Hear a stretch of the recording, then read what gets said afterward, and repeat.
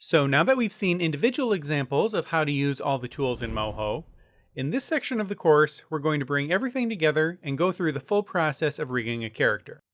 But before we can rig a character, we have to have the character drawn for us to rig. I'm going to be drawing our character from scratch here in Moho, but in case you want to work in a different program, I wanted to show you how you can import artwork for a character from other file types. The easiest type of file to bring into Moho is a Photoshop file. Here I've got a character file drawn in Photoshop with all its different body parts on different layers ready to be rigged.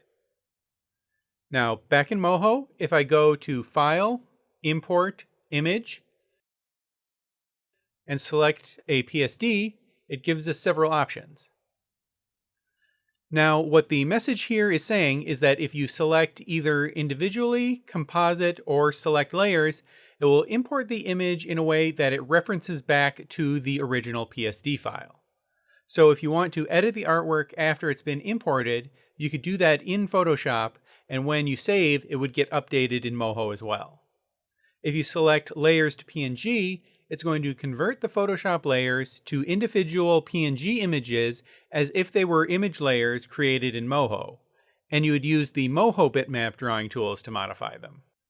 If you do that, it's going to ask for a location to keep the PNG files, and then it keeps the PSD's layer structure, but the layers link to the images it created. If you right-click and go to Reveal Source Image, you can see all the individual PSDs it created. Let's import it again, but look at the other options. If we do Select Layers, it shows us all the layers inside the PSD, and you can check just the ones you want to bring in. And if you do Import and choose Composite, it will import the whole file as a single layer. But notice it has a PSD icon, meaning we can right-click and choose Open Source Image, and it will open the PSD in Photoshop, and any changes that get made here will show up in Moho. However, we don't want a single layer, we want all our layers, so let's import it again. And this time choose Individually. Now we have our layer structure, but each layer still references the original PSD. Next, let's look at importing a character made in a vector art program like Adobe Illustrator or Inkscape. Now if you go to File, Import, Vector File, there are options for SVG, Adobe Illustrator, and EPS.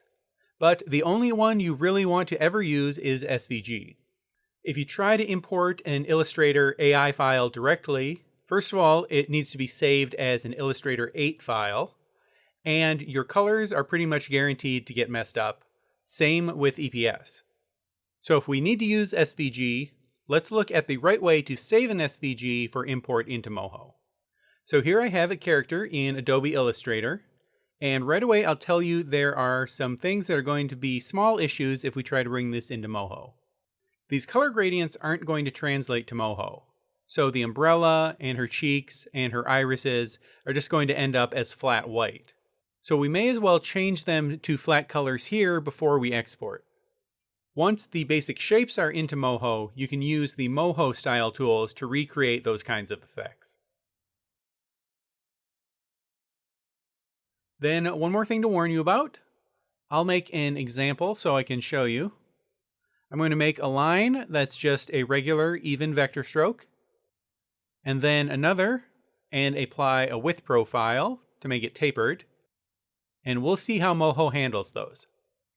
Now we need to save this as an SVG, so let's go to File, Save a Copy, and then on this window we set the format to SVG and click Save.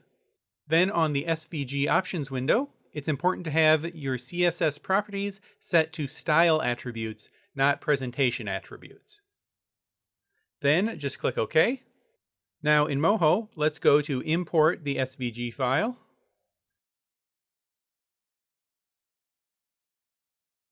And there we go.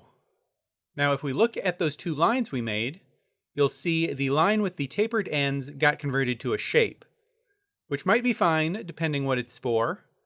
But if you want it to remain a line that you can easily manipulate with Bezier handles, you're better off making it an even line in your other program and using the line width tool here in Moho to taper it. Now, there's another much bigger issue in that it brings in the whole character as one layer, unlike how we had it in Illustrator. So that's a big downside. You would have to select your individual shapes and copy and paste them to separate layers in Moho to get your layer structure back. So if you want to use vector art, that's a good reason to just draw it in Moho from the start. We're going to go through the whole process of drawing a character in Moho and organizing its parts into layers in the next video. I'll see you there.